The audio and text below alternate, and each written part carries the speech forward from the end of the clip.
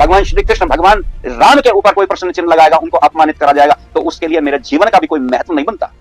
मैं जीकर क्या करूंगा जब मेरे राम का अपमान हो रहा है, मेरे कृष्ण का अपमान हो रहा है। आज हर तरफ हिंदू धर्म के विरोधी हो चुके हैं, खाली इस्लाम में ही नहीं, आज हिंदू धर्म में भी कुछ लोग ऐसे हो चुके हैं जो हिंदू धर्म को लगातार निरंतर अपमानित करने का काम कर रहे हैं, हिंदू धर्म को निरंतर गिराने का प्रयास कर रहे हैं। मैं कहता हूं जो गिने चुने हिंदू बचे रह गए हैं उनको अब आगे आ जाना चाहिए और अपने धर्म के अपमान होने से रोकना चाहिए। इसके लिए चाहे शस्त्र का भी प्रयोग करना पड़े, ऐसे व्यक्तियों पर शस्त्र का प्रयोग किया जाएगा। तो सवाल है कि इस देश में हम राम की पूजा क्यों करते हैं? वो कोई बहुत सफल व्यक्ति नहीं थे। अगर आप इसे ध्यान से देखें तो वो लगातार असफल रहे। हाँ, आज भी वो जमीन की समस्याओं से जूझ रहे हैं, इसीलिए आपने ये मुद्दा उठाया।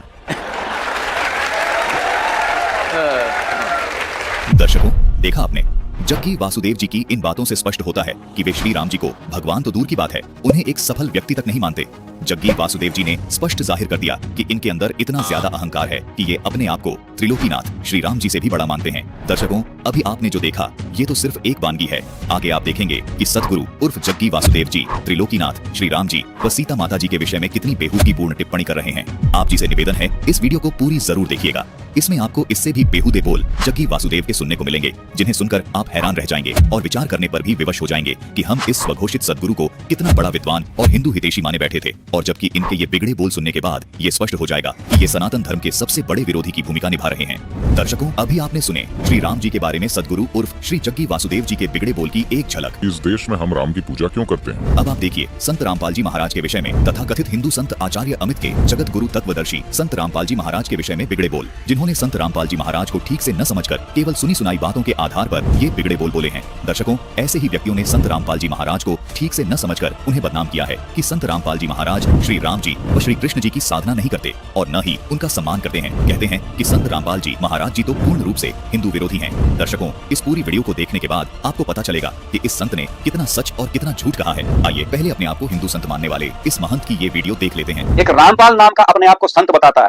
मेरी दृष्टि में उससे ज्यादा भ्रष्ट व्यक्ति कोई संसार में हो ही नहीं सकता जो भगवान श्री राम को और भगवान श्री कृष्ण को, सनातन संस्कृति को अपमानित करने का प्रयास कर रहा है। मैं चुनौती देता हूं उसकी संस्था में काम करने वाले को, और जो उसका धर्म का प्रचार प्रसार कर रहे हैं वो एक बार हमसे साथ साथ आके करें और भगवान श्री राम और श्री कृष्ण के जीवन के चरित्र के संदर्भ में आके हमसे चर्चा करें। आज एक किताब बना के तुम समाज के अंदर एक गलत भावना डालते हो। तुम हिंदू समाज के अंदर एक ऐसे वर्ग के अंदर जो बेचारा पढ़ा लिखा नहीं है, जो शिक्षित नहीं है, तुम उसके अंदर गलत विचारधाराएं डालकर उसको तुम बहकाने और फुसलाने का काम करते हो। रामायण और गीता अपने आप में एक विज्ञान है, विज्ञान की कसौटी पे खरा उतरा हुआ है। भगवान श्री राम के जीवन के ऊपर श्लेष मात्र भी प्रश्न चिन्ह नहीं लगाया जा सकता। भगवान श्री कृष्ण के जीवन के ऊपर श्लेष मात्र भी प्रश्न चिन्ह नहीं लगाया जा सकता। अगर कोई लगाने का प्रयास भी करता है तो मैं उसे शास्त्रार्थ करने के लिए तैयार हूं। हम संत रामपाल जी महाराज के अनुयायी महंत आचार्य श्री अमित जी से निवेदन करते हैं, हम आपकी चुनौती को स्वीकार करते हैं, बशर्ते पहले आप संत रामपाल जी महाराज के सत्संगों से तैयार की गई वीडियो सनातनी पूजा के पतन की कहानी संत रामपाल जी महाराज की जुबानी भाग 3 को अवश्य देखें, जिसका लिंक हमने डिस्क्रिप्शन बॉक्स में दे दिया है।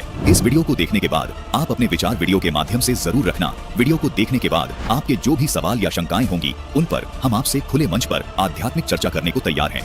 आपसे ये भी निवेदन है कि सदगुरु उर्फ जग्गी वासुदेव जी को आप इनाम जरूर देना, क्योंकि ये तो बहुत बड़े हिंदू हितैषी हैं। इनके विचार सुनने के बाद आपको भी लगा होगा कि इनसे बड़ा हिंदू हितैषी कोई हो ही नहीं सकता। तो सवाल है कि इस देश में हम राम की पूजा क्यों करते हैं? वो कोई बहुत सफल व्यक्ति नहीं थे। अगर आप इसे ध्यान से देखें तो वो लगातार असफल रहे। हाँ, आज भी वो जमीन की समस्याओं से जूझ रहे हैं, इसीलिए आपने ये मुद्दा उठाया। महंत आचार्य श्री अमित जी, ये सब सुनने के बाद शायद आपको समझ आ रही होगी कि इतना सम्मान तो श्री राम जी का कोई कर ही नहीं सकता जितना सम्मान सदगुरु श्री जग्गी वासुदेव जी करते हैं। इस देश में हम राम की पूजा क्यों करते हैं? इससे भी अधिक सम्मानजनक महिमा श्री राम और श्री कृष्ण जी के विषय में सदगुरु श्री जग्गी वासुदेव जी ने कही है, जो आगे इस वीडियो में दिखाई जाएंगी। कृपया इसे देखना न भूलना। सुनी सुनाई बातों के आधार से संत रामपाल जी महाराज को ठीक से न समझकर महंत श्री अमित जी ने संत रामपाल जी महाराज के विषय में जो कुछ भी कहा है यह सरासर झूठ है। इस दावे को आगे हम इस वीडियो में प्रमाणित करेंगे। उन प्रमाणों को देखकर आप भी दंग रह जाएंगे कि संत रामपाल जी महाराज तो हिंदू धर्म के सबसे बड़े हितैषी हैं। वास्तव में यदि कोई श्री राम जी व श्री कृष्ण जी का सम्मान करता है तो वो संत रामपाल जी महाराज ही हैं। अगर वास्तव में पूरे विश्व में श्री राम जी व श्री कृष्ण जी की सत साधना करता व करवाता है तो वो संत रामपाल जी महाराज जी हैं। हम आपसे यह भी निवेदन करते हैं कि आप इस वीडियो को भी पूरा अवश्य देखना। महंत श्री अमित जी आपको एक बार फिर दिखाते हैं हिंदू धर्म के सबसे बड़े हितैषी माने जाने वाले सदगुरु श्री जग्गी वासुदेव जी के श्री राम जी के सम्मान में बोले गए उनके प्रवचनों की ये वीडियो। आशा करते हैं आपके बहुत सारे सवालों के जवाब इस वीडियो के माध्यम से मिल जाएंगे। तो सवाल है कि इस देश में हम राम की पूजा क्यों करते हैं? वो कोई बहुत सफल व्यक्ति नहीं थे। अगर आप इसे ध्यान से देखें तो वो लगातार असफल रहे। हाँ, आज भी वो जमीन की समस्याओं से जूझ रहे हैं, इसीलिए आपने ये मुद्दा उठाया। दर्शकों, जग्गी वासुदेव के कड़वे व बिगड़े बोल सुनने से पहले हम आपको एक वीडियो दिखाना अनिवार्य समझते हैं। इस वीडियो को देखने के बाद आप संत रामपाल जी महाराज के ज्ञान में और सदगुरु उर्फ जग्गी वासुदेव के ज्ञान में आसानी से फर्क कर पाएंगे और उस अंतर को भी समझ जाएंगे कि क्यों संत रामपाल जी महाराज वर्तमान में सनातन धर्म के सबसे बड़े हितैषी हैं। एक और तो सतगुरु उर्फ जग्गी वासुदेव जी हैं, जो श्री राम अर्थात श्री विष्णु जी को सामान्य व्यक्ति से भी असफल मानते हैं, और दूसरी ओर संत रामपाल जी महाराज हैं, जो शास्त्रों के आधार से आदि सनातनी भक्ति करने को कहते हैं। इस आदि सनातनी भक्ति में सबसे पहले प्रथम चरण की साधना में अर्थात दीक्षा में इन्हीं मुख्य पंचदेव की साधना करवाते हैं। जग्गी वासुदेव के विचार पूरी तरह से सनातन विरोधी सिद्ध हुए। वहीं संत रामपाल जी महाराज का सनातन धर्म के देवी देवताओं के प्रति सम्मान और अयोध्या भंडारे में आए श्रद्धालुओं ने अपने बयानों में भी ये स्पष्ट किया कि संत रामपाल जी पूर्ण तौर पर सनातन हितैषी संत हैं। अगर बात करें संत रामपाल जी महाराज जी के अध्यात्म ज्ञान की, तो संत रामपाल जी महाराज जी ने ये प्रमाणित किया है कि आदि सनातनी भक्ति की साधना के 3 चरण होते हैं। आइए जानते हैं संत रामपाल जी महाराज अध्यात्म मार्ग के भक्ति के 3 चरण को किस प्रकार परिभाषित करते हैं। आदि सनातनी पूजा के 3 चरण होते हैं।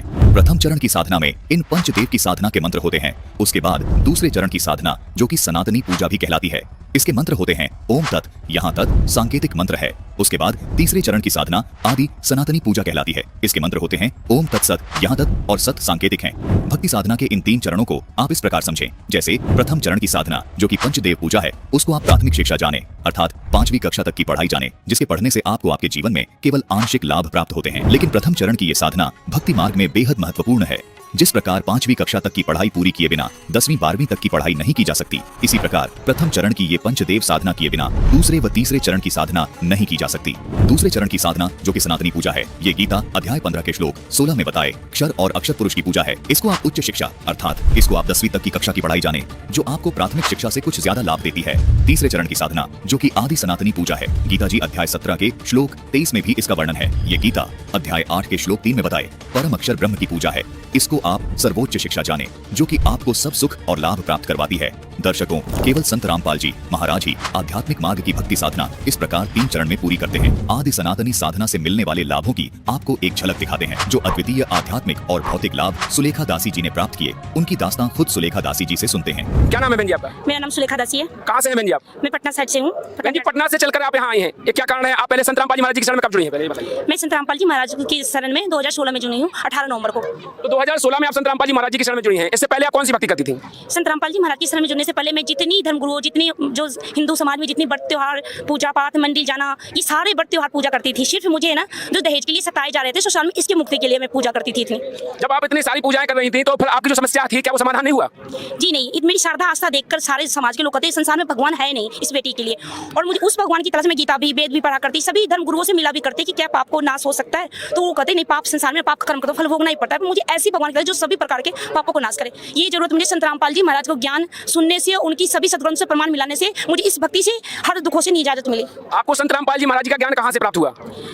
ये तो मैं बताऊंगी, मैं सारी देवी देवताओं को जैसे पूजा करती थी। मुझे कृष्ण जी ने, जैसे कि हमें मंदिर जाना बहुत पसंद था, बड़े बड़े मंदिरों में भगवान को ढूंढना, तो ऐसे ही हम जगन्नाथ जी का मंदिर गए थे, जिसकी किताबों मैंने पढ़ा था, उसके नियम अनुसार मुझे कृष्ण जी ना दर्शन देते। उन्होंने बोला था धरती पे एक जो पूरे दुखों को दूर कर सकता है धरती पे आ चुका है। तो इस प्रकार मैं भगवान की तलाश में आई थी, और ऐसे आकर मुझे गुरु जी एकदम से, मैं मुंडका आई थी, मुंडका आश्रम जो है सतलोक आश्रम दिल्ली में, मैं वहाँ आई थी। ये संत पूरा संत की तलाश में आई थी, और वो जरूरत पूरा हुई, एकदम से मैं आई थी, ऐसे जुड़ी थी मैं। जैसे कि बहन जी आपने बताया है कि आपको कृष्ण भगवान ने स्वयं बोला है कि वो पूर्ण परमात्मा धरती पर आ चुका है, और आपको संत रामपाल जी महाराज जी के रूप में वो परमात्मा मिले हैं, तो क्या आपकी जो समस्याएं थी उनका कोई निदान हुआ है? हाँ जी, आज परमात्मा की दया से जो सुख के लिए मुझे कहते, इस बेटी को चेहरे पर कोई मुझे पहले जो देख रखे हैं संसार के लोग, जैसे मेरे पापा मेरे हैदराबाद रहते, आसाम के लोग, जिस गांव से बिहार से भी, वहाँ को कहती इस बेटी को तो कभी चेहरे पे हंसी नहीं थी। मैं ऐसा चेहरा से लेकर आई थी, जब नाम दीक्षा लेने लोग लगता थे इसके तो कितना भी इसे देह में जान नहीं है, ऐसे लग रहे थे। मैं आई थी, मैं मानसिक आर्थिक परेशान थी, मानसिक डिप्रेशन में भी थी। आज संत रामपाल जी महाराज की दया से मेरे आर्थिक भी, मानसिक भी, और सभी प्रकार के कष्टों के संत रामपाल जी महाराज जो मैं सुखी हूँ, वो संसार में शायद कोई सुखी होगा, इतनी भगवान ने सुख दिया आज। तो क्या कहोगे आप संत रामपाल जी महाराज जी के बारे में?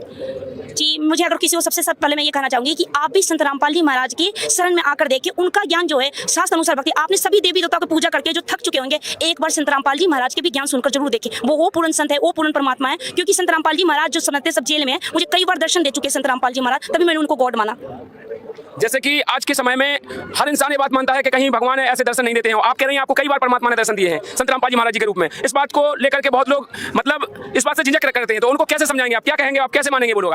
जी मैं बताऊं कि मेरे भी ये जब मैंने नाम दीक्षा लिया था, ज्ञान सुना था, तो मेरी एक ही थी सर, अगर पूर्ण परमात्मा है तो मेरे से मिले, मेरा दुख सारे सुने। जैसे कि आरती में होते हैं गुरु जी गाते, सतगुरु साहब मिलेंगे, पूछेंगे कुशल हाल, आदि अंत की सब कहूँ अपने दिल की बात। मैंने गुरु जी से विनती यही करी थी। संत रामपाल जी महाराज, जब मैं आपत्ति में पड़ी थी, जब मेरे पास पैसे किराए नहीं थे, जब मैंने गुरु जी को पुकारा था, तब संत रामपाल जी महाराज बोले आप पूर्ण परमात्मा हो, तो मुझे यूं गाड़ी रुकने से पहले पैदान धर के खड़े पड़ा होगा। गुरु जी यूं पकड़े थे और गुरु जी ने पूछा था मुझसे क्या दुख है बेटा, और संत रामपाल जी महाराज का रूप था। मैंने उनका शरीर भी छू कर देखा था, वो हार्ड मास का नहीं था, वो पूर्ण परमेश्वर होने वाला मैं ही बेटा पूर्ण परमात्मा हूँ, मैं जेल दाम की लीला कर रहा हूँ, मैं संसार के लिए आया हूँ। संत रामपाल जी महाराज ने ही मुझे 2 नंबर जेल पे छोड़ा था, बिना पैसे की मैं थी आई थी। जब मैं कैसे जो दर्शक आपको देख रहे हैं उनसे क्या कहना चाहते हैं?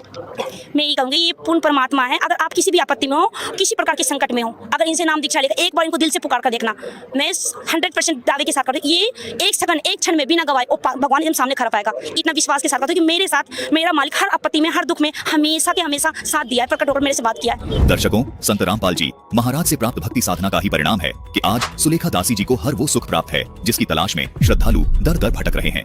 दर्शकों, जिस प्रकार गीता अध्याय 18 के श्लोक 62 में गीता ज्ञानदाता ने अर्जुन को संकेत किया है कि अर्जुन तू सर्वभाव से उस परमात्मा की शरण में जा, उस परमात्मा की कृपा से तुझे हर प्रकार का सुख और शांति प्राप्त होगी, ठीक वैसा ही हुआ सुलेखा दासी जी के साथ। भगवान श्री कृष्ण जी अर्थात जगन्नाथ जी ने सुलेखा दासी जी को भी उसी पूर्ण परमात्मा की शरण में जाने की और संकेत किया, जिसका संकेत उन्होंने गीता अध्याय 18 के श्लोक 62 में किया था। भगवान श्री कृष्ण जी अर्थात जगन्नाथ जी ने सुलेखा दासी जी को कहा कि उस परमात्मा की सही जानकारी और भक्ति देने वाला वो महापुरुष भी इस धरती पर आ चुका है जो तुम्हारे सभी दुखों को दूर कर सकता है। सुलेखा दासी आज ताल ठोक कर दुनिया को बता रही है कि वो संत कोई और नहीं बल्कि संत रामपाल जी महाराज ही हैं, जिन्होंने उनकी जिंदगी में खुशियों की बहार ला दी। जिन लोगों ने सुलेखा दासी जी के चेहरे पर कभी मुस्कुराहट नहीं देखी, आज वही लोग सुलेखा दासी जी के लाभ सुनकर दंग है। सुलेखा दासी जी आज दुनिया को यही संदेश दे रही हैं कि दुनिया का मुक्तिदाता और संपूर्ण संसार को सर्व सुख और लाभ देने वाला महापुरुष धरती पर संत रामपाल जी महाराज के रूप में आ चुका है। भगवान एक बहुत बड़ा भैंसा है, शायद 4 सिंग वाला। क्योंकि आपकी आत्मा या मेरी आत्मा या किसी और की आत्मा जैसी कोई चीज नहीं होती। मैं अपने आप को थोड़ी दूर में खड़ी होकर देख रही हूँ कि कोई मुझे ऐसे उठा कर लेकर जा रहा है। यहाँ कोई भगवान नहीं है। हम साफ तौर पर जानते हैं कि भगवान हमने ही बनाए। मैंने कभी किसी को रामायण और महाभारत को उपदेश मानते नहीं देखा। तो सवाल है कि इस देश में हम राम की पूजा क्यों करते हैं? वो कोई बहुत सफल व्यक्ति नहीं थे। अगर आप इसे ध्यान से देखें तो वो लगातार असफल रहे। हाँ, आज भी वो जमीन की समस्याओं से जूझ रहे हैं, इसीलिए आपने ये मुद्दा उठाया। अपने जीवन की शुरुआत से ही वो लगातार मुसीबत और मुसीबत और मुसीबत में रहे। उस पर आएंगे, कूद कर वहाँ मत पहुंचिए, पहले उनका हरण तो कर ले। ब्रह्मा विष्णु महेश को हम छुड़वा सकते हैं? हम कोई बालक है? तीनों देवा कमल दल बस है, ये ब्रह्मा विष्णु महेश, प्रथम इनकी वंदना फिर सुन सतगुरु उपदेश। दर्शकों, एक तरफ है सतगुरु उर्फ जग्गी वासुदेव जी, जिन्हें लोग सनातन हितैषी मानते हैं, और दूसरी तरफ है संत रामपाल जी महाराज, जिन्हें कुछ लोग सनातन विरोधी मानते हैं। आइए आज इन दोनों संतों के विचार सुनते हैं और जानते हैं कि वास्तव में सनातन हितैषी कौन है और सनातन विरोधी कौन है। दर्शकों, संत रामपाल जी महाराज पूर्ण रूप से सनातनी संत हैं। संत रामपाल जी महाराज जो ज्ञान बताते हैं वो हिंदू धर्म के पवित्र सतग्रंथों से ही बताते हैं। हिंदू धर्म के पवित्र ग्रंथों का सत्य ज्ञान भक्त समाज को बताते हैं। संत रामपाल जी महाराज सभी पवित्र सतग्रंथों को सत्य मानते हैं तथा सर्व देवी देवताओं श्री राम, श्री कृष्ण जी आदि का पूर्ण सम्मान करते हैं। इन्हीं की भक्ति करते तथा करवाते हैं, परंतु फिर भी संत रामपाल जी महाराज को अज्ञानतावश हिंदू विरोधी कहा जाता है। जबकि कुछ धर्मगुरु हिंदू संत का मुखौटा लगाए आपको दिन रात अज्ञान अंधेरे में झोंक रहे हैं। उनमें से एक हैं सदगुरु जी उर्फ जग्गी वासुदेव। इनकी एक वीडियो आपको दिखाते हैं जिससे आपको पता चलेगा कि ये सनातन धर्म के कितने बड़े हितैषी हैं। अब पौराणिक कथाओं पर आते हैं। हम जानते हैं कि इलियड होमर ने लिखा था। वो एक अंधा व्यक्ति था। उसने लिखा कि 14,000 घोड़े हैं, मगर क्योंकि हम जानते हैं कि उसने खुद घोड़ों को नहीं देखा होगा, इसलिए हम मानते हैं कि उसमें किसी तरह की ऐतिहासिक कहानी बुनी जा रही है। मगर आजकल सभी धार्मिक ग्रंथों को उपदेश माना जाता है, तो क्या हमें ये मानना चाहिए कि रामायण महाभारत में भी कहानियाँ गढ़ी गई हैं और उन्हें साहित्य मानने की जगह उपदेश मानना गलत है? मैंने कभी किसी को रामायण और महाभारत को उपदेश मानते नहीं देखा। कुछ खास भाग हैं जो नहीं, वो नहीं मान सकते, क्योंकि वो भ्रम से परेशान हो जाएंगे। क्योंकि महाभारत में हर तरह के लोग हैं, बेहतरीन लोग, बुरे से बुरे लोग, इनके बीच हर तरह के स्त्री पुरुष उसमें हैं। 1 लाख से ज्यादा चरित्र हैं, उसे आप उपदेश कैसे मान सकते हैं? तो सवाल है कि इस देश में हम राम की पूजा क्यों करते हैं? वो कोई बहुत सफल व्यक्ति नहीं थे। अगर आप इसे ध्यान से देखें तो वो लगातार असफल रहे। हाँ, आज भी वो जमीन की समस्याओं से जूझ रहे हैं, इसीलिए आपने ये मुद्दा उठाया। मगर ये आज की ही बात नहीं है, सिर्फ आज की बात नहीं है। अपने जीवन की शुरुआत से ही वो लगातार मुसीबत और मुसीबत और मुसीबत में रहे। देखिए, राजा बनना उनका अधिकार था। 17 या 18 साल की उम्र में उनका राज्याभिषेक हो गया। उन्होंने एक राजकुमारी से विवाह किया और 1-2 साल के अंदर ही उन्हें जंगल भेज दिया गया। वो जंगल में पिकनिक मनाने नहीं गए थे, जैसा कि कुछ टेलीविजन धारावाहिक दिखा रहे हैं कि राम सीता वो सब कर रहे हैं। नहीं, ये उन्हें राज्य से, सत्ता से और हर चीज से बाहर फेंकने जैसा था। इन सबसे ही कोई व्यक्ति टूट सकता था, मगर वो वहीं बस गए। मगर राम एक शंकालु व्यक्ति भी थे। जब सीता उनके पास वापस आई तो पहले उन्हें अग्नि परीक्षा देनी पड़ी। पहले वो आग से गुजरी। हम उस पर आएंगे, कूद कर वहाँ मत पहुंचिए, पहले उनका हरण तो कर लें। देखिए, अब आप चीजों का क्रम बदल रहे हैं। पहले उनका अपहरण करते हैं, ठीक है?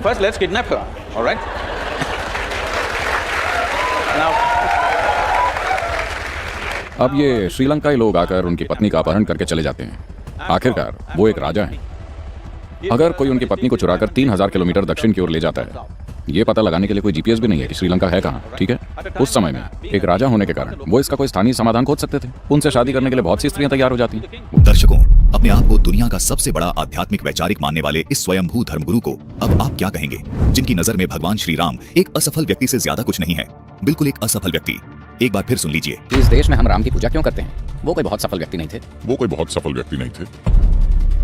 दर्शकों, इस वीडियो से स्पष्ट हो जाता है कि ये अहंकारी और अज्ञानी जग्गी वासुदेव जी अपनी अज्ञानतावश और अपने अहंकारवश अपने को ही श्रेष्ठ माने बैठे हैं। त्रिलोकीनाथ श्री रामचंद्र जी अर्थात श्री विष्णु भगवान को भगवान मानना तो दूर, उन्हें एक सफल व्यक्ति भी नहीं मानते। इस देश में हम राम की पूजा क्यों करते हैं? वो कोई बहुत सफल व्यक्ति नहीं थे। अगर आप इसे ध्यान से देखें तो वो लगातार असफल रहे। हाँ, तो वो लगातार असफल रहे। हाँ? दर्शकों, ये इनके अहंकार का सबसे बड़ा प्रमाण है। जबकि भोले श्रद्धालु ऐसे धर्मगुरुओं को हिंदू हितैषी माने बैठे हैं, जबकि ऐसे धर्मगुरु हिंदू धर्म की जड़ें खोद रहे हैं और जनता को नास्तिक बनाने पर तुले हैं। जग्गी वासुदेव जी यही नहीं रुके, बल्कि उन्होंने श्री जानकी जी अर्थात सीता जी का भी अभद्र मजाक बनाया है। बड़ी बेशर्मी से उनके अपहरण का मजाक उड़ा रहे हैं। देखिए, मगर राम एक शंकालु व्यक्ति भी थे। जब सीता उनके पास वापस आई तो पहले उन्हें अग्नि परीक्षा देनी पड़ी। पहले वो आग से गुजरी। हम उस पर आएंगे, कूद कर वहाँ मत पहुंचिए, पहले उनका हरण तो कर लें। देखिए, अब आप चीजों का क्रम बदल रहे हैं। पहले उनका अपहरण करते हैं, पहले उनका अपहरण करते हैं, ठीक है? दर्शकों, जग्गी वासुदेव ने राम मंदिर को लेकर के जो टिप्पणी की है, इसको सुनने के बाद ऐसा लगेगा कि जग्गी वासुदेव जी श्री राम को इतना लाचार और असफल मानते हैं कि वो अभी भी राम मंदिर जमीन को पाने के लिए संघर्ष कर रहे हैं। इस देश में हम राम की पूजा क्यों करते हैं? वो कोई बहुत सफल व्यक्ति नहीं थे। अगर आप इसे ध्यान से देखें तो वो लगातार असफल रहे। हाँ, आज भी वो जमीन की समस्याओं से जूझ रहे हैं, इसीलिए आपने ये मुद्दा उठाया।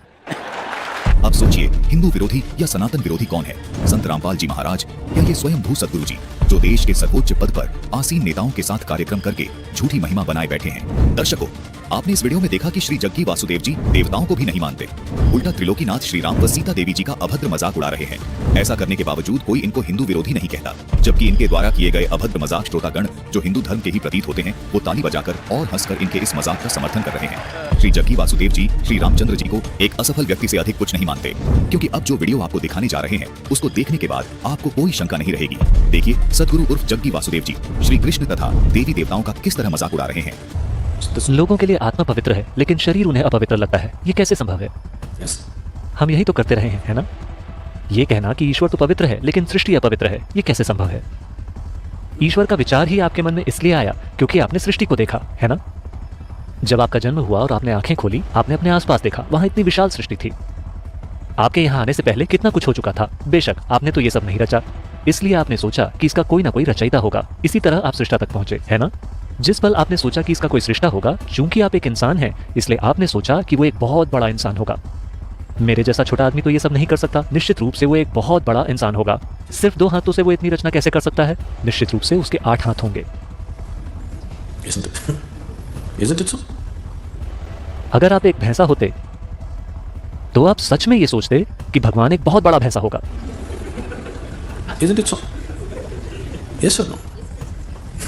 आप जाकर किसी भैंसे से पूछकर देखिए, वो आपसे यही कहेगा कि भगवान एक बहुत बड़ा भैंसा है, शायद 4 सींग वाला।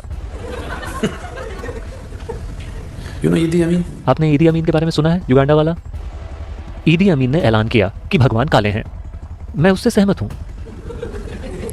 अगर गोरों के भगवान गोरे हो सकते हैं तो कालों के भगवान काले क्यों नहीं हो सकते? पर वे दोनों ही भ्रम में हैं। हम जानते हैं कि भगवान सांवले हैं।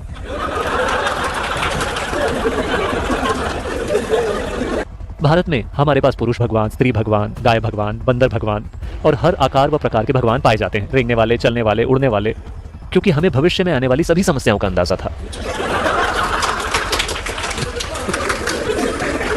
देखिए, इस ग्रह पर जब पुरुष सबसे शक्तिशाली बल था तो स्वाभाविक रूप से पुरुष ही भगवान था। अब महिलाएं भी ताकतवर होने लगी हैं तो वे भी सवाल करने लगी हैं कि भगवान एक औरत क्यों नहीं हो सकते। मान लें कल अगर कुत्तों को बहुत सारी ताकत मिल जाए जो उन्हें मिल ही रही है, तो कुत्ते भी पूछेंगे कि भगवान एक कुत्ता क्यों नहीं हो सकता। डॉग और गॉड की स्पेलिंग भी एक सी ही है। आपकी तुलना में वो ज्यादा करीब लगते हैं, है ना। भगवान के बारे में जो आपका विचार है वो केवल खुद का ही एक बढ़ा चढ़ाकर बनाया गया संस्करण है ना। भगवान के बारे में आपकी सोच केवल खुद को बढ़ा चढ़ाकर बनाई गई है। देखिए अभी तक आप अपने आप को ही परिभाषित नहीं कर सके हैं, है ना। आप अपनी जो भी परिभाषा देंगे वो सही नहीं होगी। किसी भी प्रकार की परिभाषा काफी नहीं है पूरी तरह से इस जीव का वर्णन करने के लिए। जब सृष्टि का ये छोटा सा टुकड़ा ऐसा है तो सृष्टि के स्रोत को आप कैसे परिभाषित कर सकते हैं। आप इसे न तो परिभाषित कर सकते हैं ना ही इसे समझ सकते हैं। आप केवल इसमें विलीन हो सकते हैं। आप इसका अनुभव कर सकते हैं। आप इसे कभी जान नहीं सकते। आप इसे ज्ञान नहीं बना सकते। आपको ईश्वर के बारे में जो भी ज्ञान है वो पूरी तरह बकवास है, सांस्कृतिक बकवास। दर्शकों, इस वीडियो में आपने देखा जग्गी वासुदेव जी, श्री कृष्ण जी तथा अन्य देवी देवताओं का जी भरकर मखौल उड़ा रहे हैं और बड़ी ही बेशर्मी से परमात्मा की तुलना कुत्ते और भैंसे से कर रहे हैं। अगर आप एक भैंसा होते तो आप सच में ये सोचते कि भगवान एक बहुत बड़ा भैंसा होगा।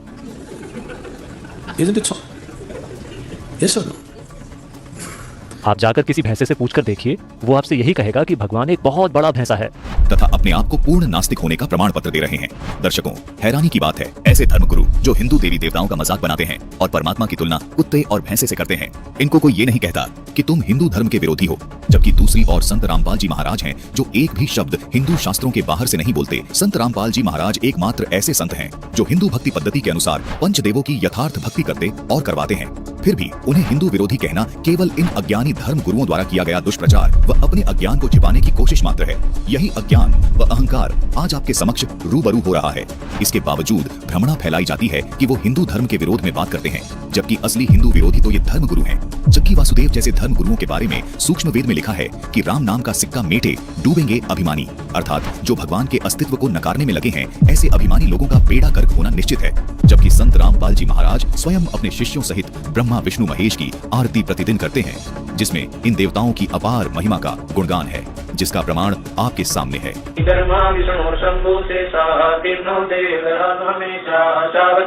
लक्ष्मी गौरा देवा सिर कर है चोरा, जय जय धर्मा संरक्षणामी एक कला परम पदगामी, जय जय शंभु शंकर नाथा कला गणेश्वर गौरी माता, कोटि कटक पैमाल करंता ऐसे शंभु समर्थ कंता, तत्लीलाट सुर संगीता योगी शंकर जानन गीता, नीलकंठ सोहे गरुड़ासन शंभु योगी अत्र सिंहासन, विष्णुनाथ है असुर निकंदन संतों के सब काटे बंधन, नरसिंह रूप धरे गुरुराया हिरणा कुश कुमार निधाया, शंख चक्र गदा पद्म विराज बाल तिलक जाके उल्लासे, वाहन गरुड़ हसवारा लक्ष्मी लोरे चौरे अपारा, रावण मई रावण से मारी सेतु बांध से नादल तारी, जरा से और बाली कपारी, कंस के सीता नौर हराई, काली दय में नागी नाता, शिशुपाल चक्र से काटा माथा, काले वन मथुरा पर धाई, 18 कोट कटक चले आई, मुचकल पर पीतांबर डारा, काले वन जाने के किनारा। दर्शकों, संत रामपाल जी महाराज व उनके शिष्यों द्वारा प्रतिदिन देवताओं की स्तुति रूप में की जाने वाली आरती की ये पूरी वीडियो आप डिस्क्रिप्शन बॉक्स में दिए गए लिंक पर क्लिक करके देख सकते हैं। दर्शकों, ये सब प्रमाणित करता है कि संत रामपाल जी महाराज सबसे बड़े सनातन हितैषी हैं, जबकि सनातन और हिंदू धर्म के हितैषी होने का मुखौटा लगाए ये धर्मगुरु सबसे बड़े सनातन और हिंदू विरोधी हैं। दर्शकों, ये धर्मगुरु सनातनी पूजा के पतन की जड़ें हैं। यही धर्मगुरु सनातनी पूजा का बेड़ा गर्क कर रहे हैं। जनता इन तथाकथित धर्मगुरुओं से इतनी प्रभावित है कि इनकी झूठ को भी सच मानती है। अब आपको इस स्वयंभू विद्वान की एक और वीडियो दिखाते हैं जिसमें ये आत्मा की स्थिति के बारे में जनता को बता रहे हैं। देखिए कि जिसे आप अभी अपनी आत्मा कहते हैं वो एक बुलबुले की तरह है। बुलबुले की बाहरी खोल आपके कर्म का ढांचा है, अंदर हवा है। मान लीजिए कि आप बुलबुला तोड़ देते हैं, आप बुलबुले को फोड़ देते हैं, तो हवा कहाँ गई? आपकी हवा कहाँ गई? अब आपकी हवा जैसी कोई चीज नहीं है, ये हर चीज का हिस्सा बन गई है। तो अब जिसे आप आत्मा कहते हैं वो काल्पनिक है, क्योंकि आपकी आत्मा या मेरी आत्मा या किसी और की आत्मा जैसी कोई चीज नहीं होती। दर्शकों, आपने अभी सुने श्री जग्गी वासुदेव जी के आध्यात्मिक विचार। ये आत्मा को नहीं मानते, ये आत्मा को ऐसे समझते हैं कि जैसे एक पानी में बुलबुला बन गया, फिर बुलबुला फूट गया, उस बुलबुले की हवा निकल गई। बुलबुला हवा से बना था, वो हवा में मिल गया। इनका कहना है कि कोई आत्मा नहीं होती, आत्मा कोई वस्तु नहीं है, ये तो केवल एक कल्पना है। जैसे बुलबुला फूटा और हवा निकल गई, ऐसे ही आदमी मर गया तो वो खत्म हो गया, हवा में हवा मिल गई और उसकी मुक्ति हो गई। जग्गी वासुदेव जी का विचार सुनने के बाद ये स्पष्ट है कि वो आत्मा को भी नाशवान मानते हैं, जबकि गीता अध्याय 15 के श्लोक 16 में स्पष्ट प्रमाण मिलता है कि संपूर्ण भूत अर्थात प्राणियों के शरीर तो नाशवान है और जीवात्मा अविनाशी है। गीता जी का कहना है कि आत्मा अविनाशी है, अर्थात जिसका अस्तित्व कभी समाप्त नहीं होता, जो कभी नष्ट नहीं होती। जबकि जग्गी वासुदेव जी आत्मा को महज एक पानी के बुलबुले की तरह मानते हैं, जो शरीर छोड़ते ही पानी के बुलबुले की तरह हवा में विलीन हो जाती है, जिसका फिर कोई अस्तित्व नहीं रहता। दर्शकों, इनके विचार सीधे सीधे हमारे पवित्र शास्त्रों के विरोधात्मक विचार हैं। इससे स्पष्ट है ये पूर्ण रूपेण अज्ञानी व नास्तिक व्यक्ति है। दर्शकों, ये है परम ज्ञानी जग्गी वासुदेव जी का अध्यात्म ज्ञान। ये ऐसी बातें इसलिए करते हैं क्योंकि ये किसी ग्रंथ को नहीं मानते। ये अपना मनमुखी ज्ञान जो भी इन्होंने जुगाड़ किया है उसी को भोले भाले श्रद्धालुओं को परोस देते हैं, जो नरक में जाने का साधन है। ये खुद तो शास्त्र विरुद्ध आचरण कर ही रहे हैं और भोले श्रद्धालुओं से भी मनमुखी आचरण करवा रहे हैं। ऐसे मनमुखी गुरुओं का पर्दाफाश करने की वजह से ही लोग संत रामपाल जी महाराज को हिंदू विरोधी कह रहे हैं, जबकि सच्चाई आपके सामने है। ऐसा हम इसलिए भी कह रहे हैं क्योंकि सदगुरु उर्फ जग्गी वासुदेव जी के जो विचार हैं वो हिंदू धर्म के पवित्र शास्त्र गीता जी के बिल्कुल विपरीत हैं। पहले जग्गी वासुदेव जी के ये विचार और सुन लीजिए, फिर आपको गीता जी क्या कहती है वो भी दिखाएंगे। मगर मुझे नहीं लगता कि किसी भी ग्रंथ ने इस बात का जिक्र किया है कि आपका जीवन पहले से तय है या पहले से निर्धारित है। यह विचार विदेश से आया है। आपको समझना होगा कि इस संस्कृति की मूलभूत प्रकृति क्या है, इसकी जड़ें कहाँ हैं। ये एक बिना भगवान की संस्कृति है। आपको ये समझना होगा, इस देश में कभी भगवान की कोई धारणा नहीं रही है। वो धारणा विदेश से आई है। मैं इसे ठीक से समझाता हूँ, क्योंकि इससे बहुत से लोग नाराज हो जाते हैं। हमारे पास कई देवी देवता हैं, कई सारे। हम 33 करोड़ जैसी किसी संख्या की बात करते हैं। ये सारे देवी देवता कैसे आए? एक ही ईश्वर में विश्वास करने वाले मानते हैं कि कोई एक भगवान है जो ऊपर बैठकर आपके लिए चीजें करता है, यानी कि कोई ऐसा शख्स है जो सारे फैसले करता है। इस संस्कृति में ऐसा नहीं है। यहाँ कोई भगवान नहीं है, लेकिन बहुत सारे देवी देवता हैं। ये देवी देवता कौन है? अगर आप पीछे मुड़कर देखें तो आपके पास जितने देवी देवता हैं उनके लिए जिस शब्द का इस्तेमाल किया जाता था, आप देवी हैं, वो है यंत्र।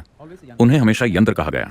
हम साफ तौर पर जानते हैं कि भगवान हमने ही बनाए हैं, बस बाकी लोग इसे भूल गए। तो यहाँ हमने आपसे कहा कि आपका जीवन आपका कर्म है। इसका मतलब है कि आपका जीवन आपका ही बनाया हुआ है। तो पहले से तय होने का सवाल ही कहाँ है? ऐसी कोई चीज इस संस्कृति में नहीं है। It's only because of the tools human beings have become who they are. दर्शकों, सुना आपने? कितनी हैरानी की बात है। हिंदू धर्म के सबसे बड़े चेहरे जिनके सानिध्य में स्वयं भारत के प्रधानमंत्री तक ज्ञान प्राप्त कर रहे हैं, उनके ऐसे विचार हैं। जग्गी वासुदेव जी कह रहे हैं कि ऐसा कोई भगवान नहीं है जो संसार बनाता है। ऐसा कोई भगवान नहीं है जो ऊपर बैठकर संसार को चला रहा है। इनका कहना है कि सिर्फ एक स्त्री है। उस स्त्री को आप देवी मान लो या उसी स्त्री को एक यंत्र मान लो। जैसे यंत्र से अन्य वस्तु बनाई जाती है, ठीक इसी प्रकार तुम्हारी रचना स्त्री पुरुष के मिलने से हुई है। दर्शकों, ये विचार सुनने के बाद क्या आप सच में इनको हिंदू हितैषी कह सकते हैं? जबकि ऋग्वेद मंडल नंबर 9 सूक्त चम्मन मंत्र 3 में तथा ऋग्वेद मंडल 9 सूक्त 86 मंत्र 27 में स्पष्ट प्रमाण है कि परमात्मा धुलोक के तीसरे पृष्ठ पर विराजमान है और सभी ब्रह्मांडों के ऊपर तिष्ठति अर्थात बैठा है। वहां बैठकर सब लोगों पर कंट्रोल रखता है तथा सब जीव आत्माओं का धारण पोषण भी करता है तथा सबका लेखा जोखा भी करता है। जबकि जग्गी वासुदेव जी कहते हैं कि कोई भगवान नहीं है जो ऊपर बैठा है, कोई ऐसा भगवान नहीं है जो हमारा भविष्य निर्धारित करता है। सुनिए एक बार फिर से इनका ये शास्त्र विरुद्ध ज्ञान। एक ही ईश्वर में विश्वास करने वाले मानते हैं कि कोई एक भगवान है जो ऊपर बैठकर आपके लिए चीजें करता है, यानी कि कोई ऐसा शख्स है जो सारे फैसले करता है। इस संस्कृति में ऐसा नहीं है। यहाँ कोई भगवान नहीं है।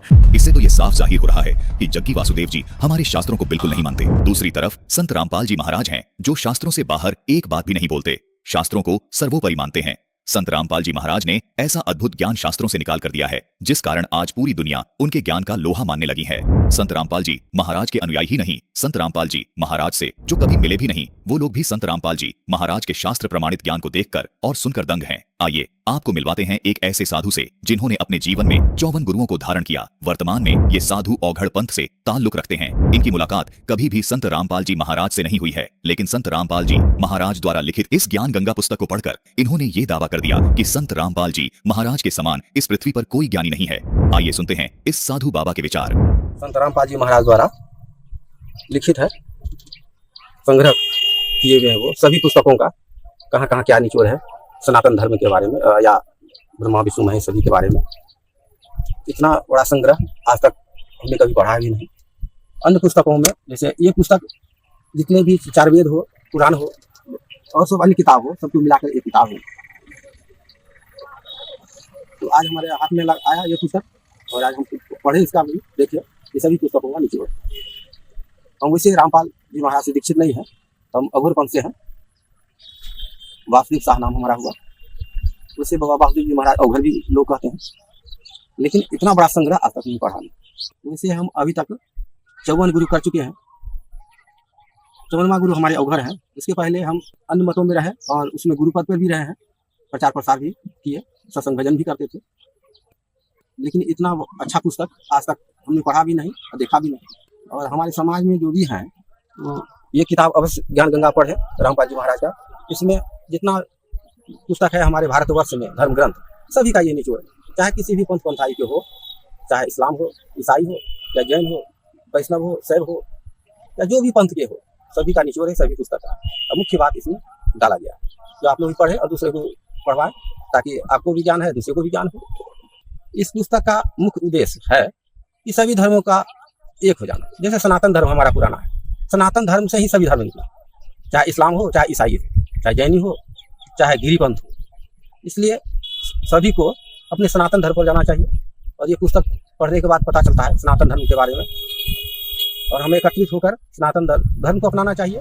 दर्शकों, इस साधु का ये निष्पक्ष और स्पष्ट निष्कर्ष सिद्ध करता है कि संत रामपाल जी महाराज ही वर्तमान में सच्चे सनातनी संत हैं। पूरे विश्व में केवल संत रामपाल जी महाराज ही एकमात्र ऐसे संत हैं जो पूरे विश्व में आदि सनातन यानी सत्य सनातन धर्म को पूरे विश्व में पुनः प्रतिष्ठित करने का अद्भुत प्रयास कर रहे हैं, जिसका प्रमाण उनके द्वारा लिखी गई अद्भुत पुस्तकों में व उनके मंगल सत्संग प्रवचनों में देखने को मिलता है। आइए अब आपको दिखाते हैं जग्गी वासुदेव द्वारा दिए गए प्रारब्ध कर्म के विषय पर उनके शास्त्र विरुद्ध मनमाने विचार। देखिए, आगे चलकर जग्गी वासुदेव जी कहते हैं कि कोई भाग्य नहीं है, किसी ग्रंथ में नहीं लिखा है कि भाग्य पूर्व से निर्धारित है। इन्होंने ऐसा इसलिए कहा है क्योंकि ये खुद किसी शास्त्र को नहीं मानते। दर्शकों, जग्गी वासुदेव जैसे व्यक्तियों के लिए श्रीमद् भगवद गीता अध्याय 16 श्लोक 8 में लिखा है, वे आसुरी स्वभाव वाले मनुष्य कहा करते हैं कि जगत अवस्था रहित है, सर्वथा असत्य और बिना ईश्वर के अपने आप केवल नर मादा के संयोग से उत्पन्न है।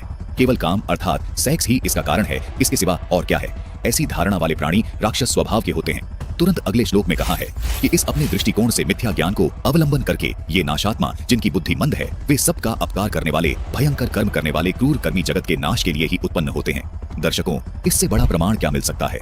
हिंदू धर्म का सबसे विश्वसनीय ग्रंथ गीता जी, जिसमें साफ लिखा है कि जग्गी वासुदेव जैसे विचार रखने वाले व्यक्ति असुर स्वभाव के हैं, जो जगत के नाश के लिए ही उत्पन्न होते हैं। दर्शकों, संत रामपाल जी महाराज ने इस प्रकार के न जाने कितने ही तथाकथित धर्मगुरुओं का अज्ञान जनता के सामने उजागर किया है, जिसके परिणाम स्वरूप ऐसे महान संत को ही जनता की उपेक्षा का सामना करना पड़ा है। जिन धर्मगुरुओं से आप अपने जीवन के कल्याण की आस लगाए बैठे हैं, दरअसल वही आपके जीवन के सबसे बड़े दुश्मन हैं। जबकि संत रामपाल जी महाराज निस्वार्थ भाव से जन कल्याण के लिए, आपके जीवन को खुशहाल बनाने के लिए दिन रात प्रयत्नशील हैं। दर्शकों, संत रामपाल जी महाराज व उनके सर्व अनुयायी भगवान श्री राम जी का पूरा सम्मान करते हैं, क्योंकि भगवान श्री राम जी अर्थात भगवान विष्णु जी सनातन धर्म का एक मजबूत स्तंभ है। इसकी एक झलक आपको दिखाते हैं। जब अयोध्या में श्री राम जी के जन्म स्थान पर पवित्र यादगार श्री राम मंदिर का निर्माण किया गया और फिर उसे श्रद्धालुओं के लिए दर्शन हेतु खोला गया, उस समय संत रामपाल जी महाराज के निर्देशानुसार भोजन भंडारे की व्यवस्था की गई थी। देश के कोने कोने से आए श्री राम भक्तों के संत रामपाल जी महाराज के बारे में सुनिए उनके ये विचार। मैंने गुरु जी का फर्स्ट ऑफ ऑल नाम पहली बार सुना यहाँ आते ही, और मुझे जो भी यहाँ पे सुविधाएं मिली है, मैं फैन हूँ गुरु जी की। ये सेवा बहुत ही बढ़िया है, यहाँ का सेवा देख के हम बहुत ही धन्य, ऐसे लग रहा है कि राम जी का ही दर्शन हो गया हमें इधर तक, ऐसा ही लग रहा है। अभी यहाँ पर कोई साफ सफाई की सारी व्यवस्था सही है? सही है, सही है, एक नंबर है। सर, संत रामपाल जी जो है उनके माध्यम से ये आयोजन किया गया है भंडारा का। हम कल से आए हुए हैं, बहुत अच्छा भंडारा का आयोजन है। 24 घंटा यहाँ लोग जो है भोजन प्रसाद पा रहे हैं, कहीं किसी को कोई असुविधा नहीं है। और जो इनके कर्मचारी हैं बड़े अच्छे हेल्पफुल ढंग से जो है सबकी मदद करते हैं और सबको भोजन प्रसाद खिलाते हैं। मेरा नाम रमेश प्रसाद मिश्रा है, जबलपुर से आया हुआ हूँ। देखिए, परम पूजनीय संत रामपाल जी का मैं अपनी तरफ से और अपनी सहारनपुर जिले की आई हुई पूरी टीम और भक्तों की तरफ से मैं तो बहुत बहुत उनका धन्यवाद करना चाहूँगी। उन्होंने इतनी सुंदर व्यवस्था, उनके सभी जितने भी यहाँ पर सेवा कर रहे हैं, बहुत ही सुंदर व्यवस्था और समय समय पर पूरी सफाई का ध्यान, पानी की व्यवस्था, मतलब बहुत सुंदर व्यवस्था और सब कुछ निःशुल्क, कहीं किसी से कोई 1 रुपया नहीं लिया जा रहा है। इतनी सुंदर व्यवस्था बहुत बड़े मन से की जाती है, इसके लिए मैं उनका बहुत बहुत धन्यवाद आभार व्यक्त करूँगी। संत पूज्य श्री रामपाल जी के इस आयोजन में हमने आज दोपहर में भोजन लिया, शायद शाम को भोजन लिया। इतनी सुंदर व्यवस्था है, इतना स्वादिष्ट खाना है कि शायद कोई सानी नहीं है इस खाने का। इतना सुंदर खाना है, बहुत बढ़िया, बहुत स्वादिष्ट खाना है और निःशुल्क है, सबसे बड़ी बात है। और जितने भी सेवादार लगे हैं यहाँ, उनकी कार्यशैली देखकर तो मैं बहुत बहुत सुंदर लग रहा है। बहुत साफ़ सफाई की व्यवस्था है, कहीं कोई दिक्कत नहीं है, बहुत अच्छी व्यवस्था है, बहुत बढ़िया। भोजन बहुत अच्छा लगा। मैं अरविंद सिंह हूँ और यहाँ नव्य अयोध्या में जो 6 भंडारे चल रहे हैं, इसका दायित्व हमारे ऊपर है और भंडारे का हमने प्रसाद ग्रहण किया। हमको जो सबसे अच्छा इसमें लगा कि प्रसाद तो बहुत स्वादिष्ट है ही, उसमें कोई कहीं से शंका नहीं है, लेकिन जो उसमें खिलाने वाले का भाव है, उसको वो प्रसाद को दुगना स्वादिष्ट बना दे रहा है। बड़े प्रेम भाव से भोजन कर रहे हैं, आपको बहुत अच्छा लग रहा है। कहते हैं कि रोटी राम, सब्जी राम, दाल राम, हलवा राम, तो हर चीज में राम। वो जो उनका बोलने का अंदाज है प्रेम भाव का, कि आदमी अगर भक्त 1 रोटी 1 पूरी खाना चाहता है तो वो 2 और 3 खा जाता है उस भाव में। ये हमको सबसे सुंदर लगा, सबसे अच्छा लगा कि कितनी भी भीड़ आ जाए, किसी के ऊपर कोई दिक्कत नहीं, किसी के चेहरे पर कोई शिकन नहीं। मैं जब भी आता हूँ मुझसे बोलते रहते हैं कि जितने भी लोग हों आप भेजो, कोई चिंता की विषय नहीं है। 24 घंटे हम खिलाएंगे, 24 घंटे हम चाय पिलाएंगे। ये भाव देखकर मैंने इतना बड़ा भाव अपने जीवन में पहली बार देखा है। सर, जैसा कि आप भी राम जी की सेवा में लगे हुए हैं और जब संत रामपाल जी महाराज जी के अनुयायियों की तरफ से आपको ये आश्वासन दिया जाता है कि आइए आपका स्वागत है, आपको तहे दिल से स्वागत है, आप कितने भी श्रद्धालु आप यहाँ पर भेज सकते हैं, तो आपको कैसा लगता है ये सपोर्टिव माहौल जब आप प्राप्त करते हैं? तो हमको ऐसा लगता है कि स्वयं प्रभु राम की कृपा हमारे ऊपर हो रही है कि जो ऐसे लोग हमको मिले हैं और इतने आश्वासन से हमको कहते हैं कि कितने भी लोग आ जाएं भेज दीजिए। हमारी वो सारी चिंताएं दूर हो गई कि अगर संख्या ज़्यादा आएगी तो मैं क्या करूँगा। अब मैं एकदम निश्चिंत हो गया हूँ कि कितनी भी संख्या आए, हमारे पास ऐसे संत जी के, रामपाल जी के शिष्य गण यहाँ पे हैं कि हमने अब सारी चिंता संत रामपाल जी पर छोड़ दिया। Thank you so much sir. और कुछ कहना चाहेंगे? आपको कैसा लगा इन लोगों का व्यवहार? हमको बहुत अच्छा लगा। उसके कहने के लिए मेरे पास अब कोई शब्द नहीं है कि मैं किस शब्द में उनको धन्यवाद दूं। यहाँ कैंप में पूरी प्रॉपर व्यवस्था है, प्रॉपर खाना मिल रहा है, इतना अच्छा खाना मिल रहा है कि मतलब एक वीआईपी रेस्टोरेंट में भी इतना अच्छा खाना नहीं मिल सकता। देखिए यहाँ तो इतना सुंदर भंडारा चल रहा है कि आनंद बरस रहा है और संत रामपाल जी की कृपा यहाँ साक्षात हम लोगों को बरसती भी नजर आ रही है। सर, हम आपसे ये पूछना चाहेंगे कि आप क्या काम करते हैं, किस पद पे हैं? क्या मैं सहारनपुर में भारतीय जनता पार्टी का और राष्ट्रीय स्वयंसेवक संघ का कार्यकर्ता हूँ और पिछले 40-45 वर्षों से मैं संघ से जुड़ा हूँ, भाजपा से जुड़ा हूँ, अनेक पदों पे रहा हूँ। इससे बड़ा सौभाग्य हमारे लिए हो नहीं सकता कि रामलला यहाँ विराजमान हो गए हैं और रामलला के साथ साथ गुरु महाराज जी की भी कृपा हम लोगों को बरस रही है। तो मैं तो इसे बहुत ही अपना सौभाग्यशाली मानता हूँ। एक ट्रेन सहारनपुर से चली है जिसमें हज़ारों कार्यकर्ता हैं और सारे रास्ते जय श्री राम, और यहाँ पर आकर बाबा रामपाल जी की भी हम लोगों को कृपा मिल रही है। इससे बड़ा सौभाग्य हमारे लिए और क्या हो सकता है कि रामलला के दर्शन भी हुए हैं और रामपाल जी का भंडारा भी हमने खाया है। भंडारा आपको कैसा लगा? भंडारा अमृत था जी, अमृत। आप ये देखिए कि अमृत पान हम लोगों ने किया, इससे बड़ा सौभाग्य क्या होगा। उनकी तो कृपा पूरे देश के अंदर ही नहीं पूरी दुनिया के अंदर बरस रही है। मैंने उनका साहित्य पढ़ता हूँ, मैं जब देखता हूँ कि नौजवान जब उनका साहित्य बांटते हैं या हमारे यहाँ भी आते हैं सहारनपुर में भी, तो मैं उनकी बुक्स वगैरह पढ़ता रहता हूँ। बहुत ही विचित्र दर्शन है उनका, बड़ा विस्तारित दर्शन है। ऐसा दर्शन रामपाल जी को ये समझ लो कि ऐसे लोग विरले ही पैदा होते हैं दुनिया के अंदर, विरले ही रामपाल जी जैसे पैदा होते हैं जो समाज को नई दिशा देते हैं। उन्होंने कबीर पंथ के बारे में बहुत कुछ लिखा, मैंने सब पढ़ा है, मुझे पढ़ने का सौभाग्य मिलता है। और यहाँ आकर जब मैंने उनका ये इस भंडारे को देखा और इस पंडाल को देखा तो मैं चकाचौंध देख रहा हूँ कि उनके कार्यकर्ता, उनके अनुयायी किस तरह से पंक्तिबंद होकर बड़े अनुशासन में, बड़ी सफाई और बड़ा सुंदर भंडारे का आयोजन। चाय इतनी अच्छी बनी हुई है, देखिए आप रेस्टोरेंट में भी चाय पियेंगे 20 रुपये से 30 रुपये 50 रुपये से कम नहीं मिलेगी, यहाँ पर निरंतर चल रहा है। तो ये उनकी बहुत बड़ी विशेष कृपा है ना, तभी तो चल रहा है। बहुत बहुत धन्यवाद और मैं उनके श्री चरणों में बहुत बहुत नमन करता हूँ। रामपाल जी जैसे संत पूरी दुनिया के अंदर होने चाहिए, तभी इस देश का कल्याण होगा। संत रामपाल जी महाराज ने सामाजिक उत्थान के साथ साथ आध्यात्मिक मार्ग में भी अद्वितीय क्रांति ला दी है। आज संत रामपाल जी महाराज को जगत गुरु के रूप में देखा जा रहा है। संत रामपाल जी महाराज का हर शब्द पवित्र शास्त्रों पर आधारित है। जीवन के कल्याण का मार्ग शास्त्रों में छिपा है, जिसको केवल तत्वदर्शी संत ही सही बता सकता है। वर्तमान में संत रामपाल जी महाराज ही एकमात्र तत्वदर्शी संत हैं। हैरानी की बात है कि संत रामपाल जी महाराज के ऊपर सनातन विरोधी होने के आरोप लगते हैं, जबकि संत रामपाल जी महाराज एकमात्र ऐसे संत हैं जो सिर्फ सनातन धर्म के सभी पवित्र शास्त्रों को आधार मानकर भक्ति करते हैं और भक्ति करवाते हैं। और दूसरी तरफ सनातन धर्म का मुखौटा पहने नकली धर्म गुरुओं की एक ऐसी जमात है जो सिर्फ और सिर्फ मनमानी साधनाएं भक्त समाज से करवा रहे हैं। आधुनिकता के इस बदलते दौर में रीति रिवाज, संस्कार और भक्ति साधनाएं भी तेजी से बदल रही है। ऐसे में जो सनातन धर्म की बार बार बात उठती है, क्या सनातन धर्म की भक्ति और साधनाओं को भी इस दौर में बदला जा रहा है? क्या सनातनी पूजाओं के नाम पर सनातनी पूजाओं का पतन हो चुका है? यदि भक्ति साधनाएं ही मनमानी हो जाएंगी तो मनुष्य जीवन के लिए इससे बड़ा दुख और कुछ नहीं हो सकता। सनातनी पूजाओं का हवाला देकर जो सबसे बड़ा झूठ आजकल बोला जा रहा है वो है गीता जी और वेदों के स्थान पर मनमाना आचरण करवाना। दर्शकों, इसका एक और जीवित उदाहरण है अघोरी साधु बनी ये महिला, जिनका नाम है दियानाथ। दियानाथ ने अघोरी साधु बनने की राह क्यों चुनी, ये जानकर आप समझ जाएंगे कि जीवन में केवल आध्यात्मिक होना ही काफी नहीं है। आध्यात्मिक क्षेत्र में सही दिशा मिलना सबसे महत्वपूर्ण है। पेशे से कभी डॉक्टर रही दियानाथ बिल्कुल नास्तिक महिला थी। फिर कैसे इनमें ये कठिन और भयावह जीवन जीने की चाह उत्पन्न हुई? दोस्तों, कई सारे लोगों की मान्यता है कि अघोरी कलयुग में भगवान शिव का जीवित रूप है। शिव जी के 5 रूपों में से अघोर भी एक रूप है और यही कारण है कि अघोरी बाबा अधिकतर शिव जी की आराधना करते हैं। हालांकि वो अपने आप को शक्तिशाली बनाने के लिए माँ काली की भी पूजा करते हैं और इन्हीं सब वजहों से इन अघोरी साधुओं के बारे में हमेशा लोगों को जिज्ञासा रहती है।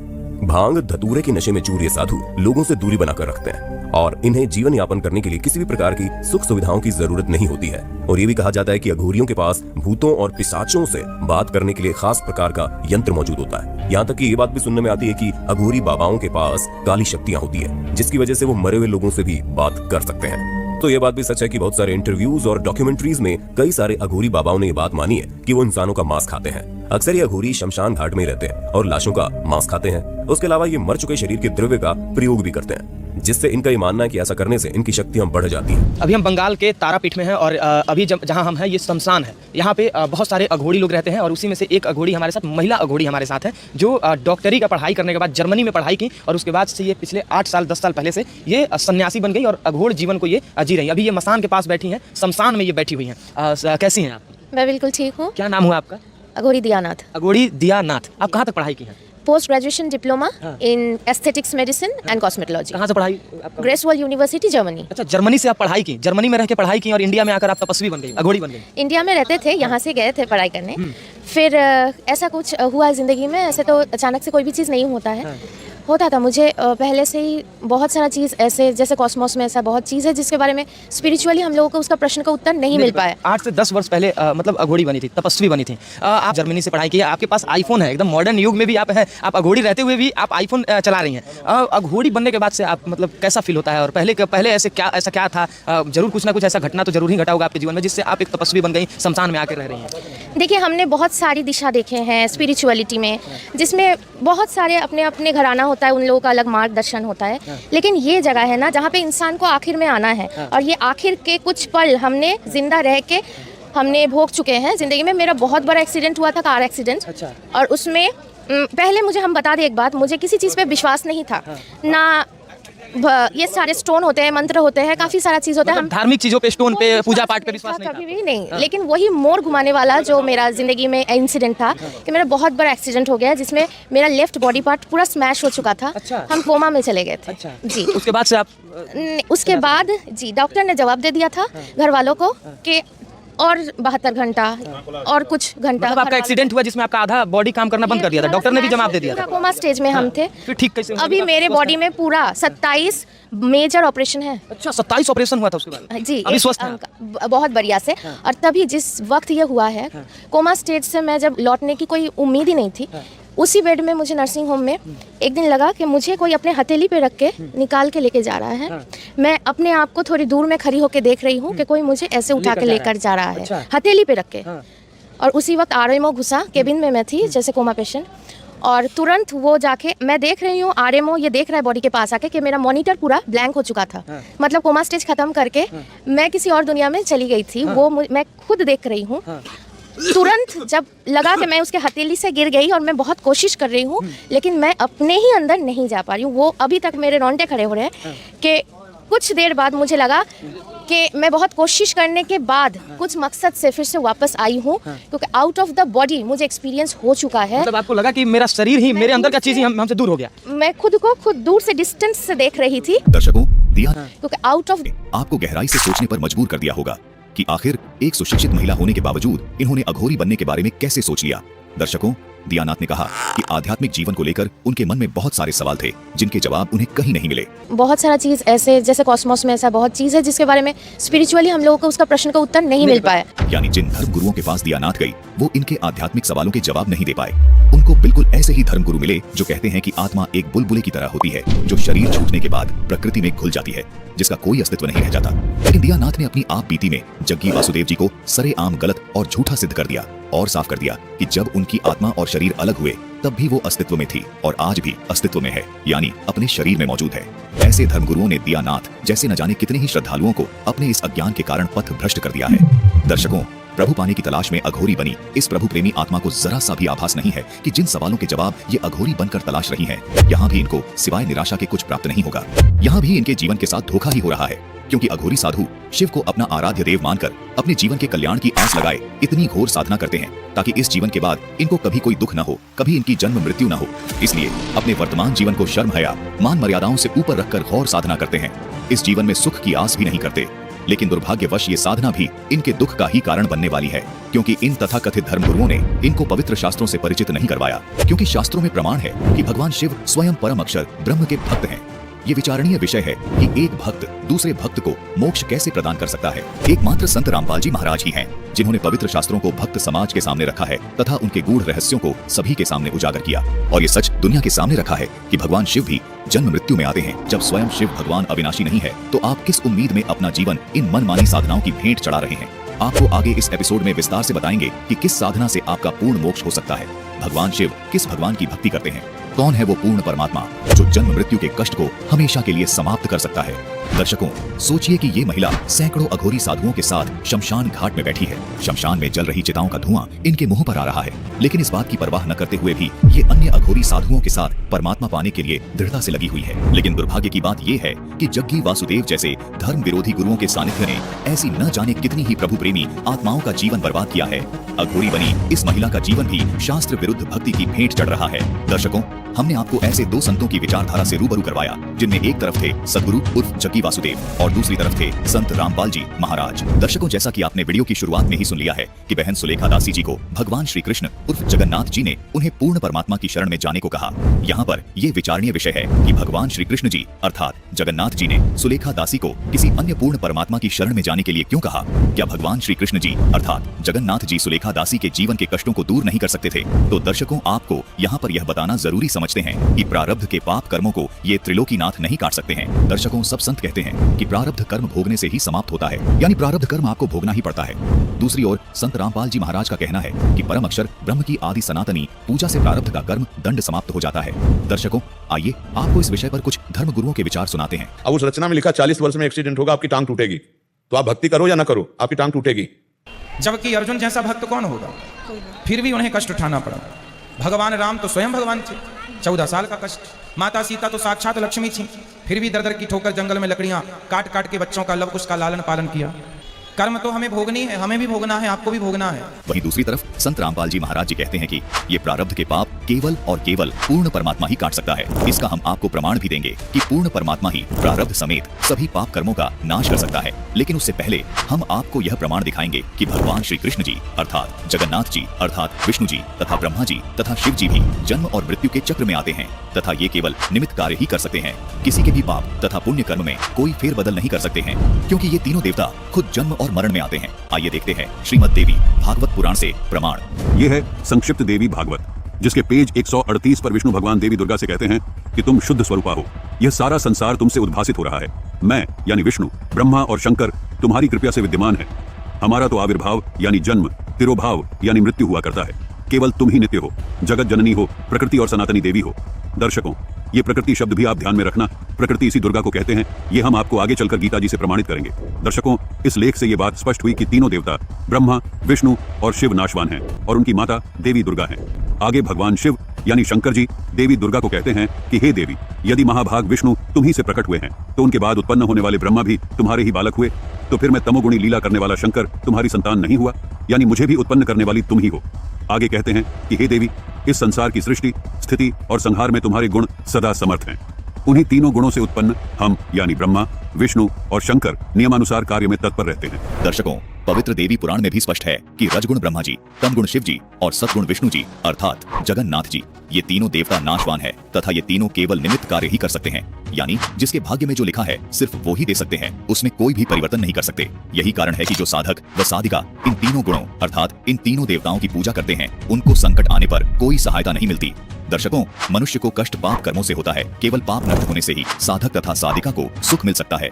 उदाहरण के लिए, जैसे किसी व्यक्ति के पैर में कांटा लगा हो, उस कांटे के कारण उसे कष्ट हो रहा हो, तो जब तक उसके पैर से कांटा नहीं निकलेगा तब तक उसे पीड़ा ही होगी, अर्थात कांटा निकलने के पश्चात ही उसे राहत मिलेगी। ठीक इसी प्रकार जब तक पाप रूपी कांटे नहीं निकलेंगे तब तक दुखी होगा, पाप रूपी कांटे निकलने के बाद ही हमें सुख होगा। दर्शकों, पाप कर्मों का नाश केवल गीता अध्याय 8 श्लोक 3 में बताए गए परम अक्षर ब्रह्म की पूजा से ही हो सकता है, और उस परम अक्षर ब्रह्म यानी सच्चिदानंद घन ब्रह्म की भक्ति का मंत्र गीता अध्याय 17 श्लोक 23 में बताया गया है, जो ओम तत्सत है। इस मंत्र में ओम के अतिरिक्त तत् और सत सांकेतिक है। इसका भेद गीता ज्ञानदाता ने गीता अध्याय 4 श्लोक 34 में बताए तत्वदर्शी संत से जानने को कहा है। वह तत्वदर्शी संत विश्व में केवल संत रामपाल जी महाराज ही हैं। दर्शकों, सूक्ष्म वेद यानी परम अक्षर ब्रह्म की वाणी में कहा है कि कबीर, वेद मेरा भेद है, मैं न वेदों के माही, जोन वेद से मैं मिलूं वो वेद जानते नाही। भावार्थ है कि परम अक्षर ब्रह्म कबीर साहिब जी अपनी वाणी में बता रहे हैं कि चारों वेद यानी ऋग्वेद, यजुर्वेद, अथर्ववेद तथा सामवेद परमात्मा की महिमा का ही गुणगान करते हैं, यानी मेरी महिमा का ही गुणगान करते हैं, परंतु इनमें मेरी प्राप्ति के मंत्र नहीं है। दर्शकों, यजुर्वेद अध्याय 8 श्लोक 13 में स्पष्ट लिखा है कि परम अक्षर ब्रह्म परमात्मा अपने साधक व साधिका के घोर से घोर पाप को भी नष्ट कर देता है। इसके अतिरिक्त ऋग्वेद मंडल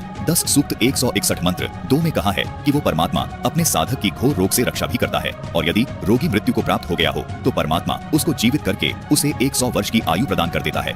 दर्शकों, यही कारण है कि संत रामपाल जी महाराज जो भक्ति साधना सूक्ष्म वेद के आधार से बताते हैं, उससे उनके अनुयायियों को अद्वितीय लाभ होते हैं। संत रामपाल जी महाराज द्वारा बताई गई भक्ति साधना के परिणाम स्वरूप ही सुलेखा दासी तथा संत रामपाल जी महाराज के लाखों अनुयायियों को अद्वितीय लाभ हो रहे हैं। दर्शकों, जिस प्रकार सुलेखा दासी को ये मालूम हो गया था कि धरती पर महापुरुष के रूप में संत ने अवतार ले लिया है, ठीक ऐसा ही घटनाक्रम हुआ था मथुरा वाले बाबा जय गुरुदेव के साथ। देखिए, उन्होंने भी उस दिव्य महापुरुष को सालों पहले सन 1971 में महसूस कर लिया था, जिसको ज्यों का त्यों उन्होंने अपनी इस पुस्तक में भी वर्णित किया है। दर्शकों, अब आपको सुप्रसिद्ध संत तुलसीदास उर्फ जय गुरुदेव मथुरा वाले बाबा की एक पुस्तक दिखाते हैं। पुस्तक का नाम है जय गुरुदेव की अमरवाणी भाग 2, जिसके पेज नंबर 59 पर एक भविष्यवाणी मिलती है। बाबा जय गुरुदेव ने 28 अगस्त 1971 को एक भविष्यवाणी की थी, जिसमें बाबा जय गुरुदेव जी ने बताया कि महापुरुष का जन्म भारतवर्ष के छोटे से गांव में हो चुका है और वह व्यक्ति मानव इतिहास का सबसे महत्वपूर्ण व्यक्ति बनेगा। उसे जनता का इतना बड़ा समर्थन प्राप्त होगा कि आज तक किसी को नहीं मिला है। वह महापुरुष नए सिरे से विधान को बनाएगा और वह विश्व के संपूर्ण देशों पर लागू होगा। उसका एक झंडा होगा, उसकी एक भाषा होगी।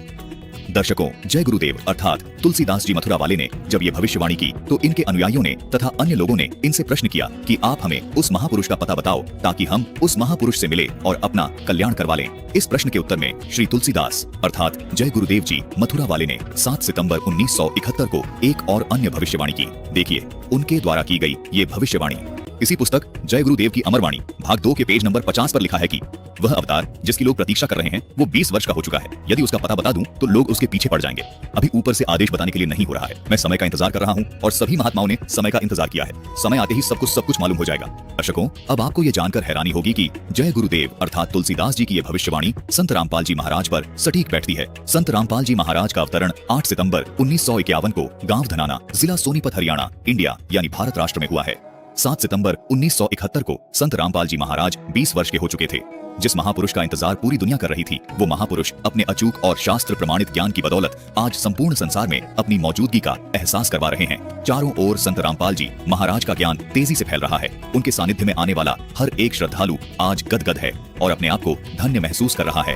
दर्शकों, आपसे निवेदन है कि जग्गी वासुदेव और इन जैसे तमाम नकली धर्मगुरुओं से बचें तथा धरती पर अवतरित पूर्ण संत रामपाल जी महाराज जी से 3 चरणों की आदि सनातनी भक्ति प्राप्त करके अपने जीवन का कल्याण करवाएं। संपूर्ण जानकारी के लिए देखिए सनातनी पूजा के पतन की कहानी संत रामपाल जी महाराज की जुबानी भाग 3, स्पिरिचुअल लीडर संत रामपाल जी महाराज फेसबुक पेज पर। इस पूरी वीडियो का लिंक हमने नीचे डिस्क्रिप्शन बॉक्स में दे दिया है। इस विषय पर और अधिक जानकारी के लिए आज ही डाउनलोड करें संत रामपाल जी महाराज ऐप।